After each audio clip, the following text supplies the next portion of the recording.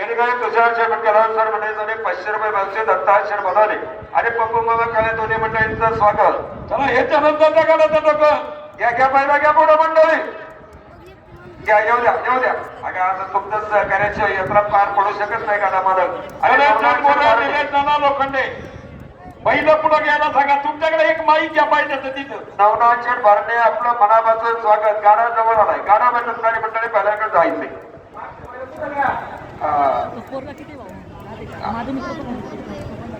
पलीकडे घ्यायचं हो राजू भाऊ ते पलीकडे माईक द्या म्हणजे त्याला फक्त जोडा काय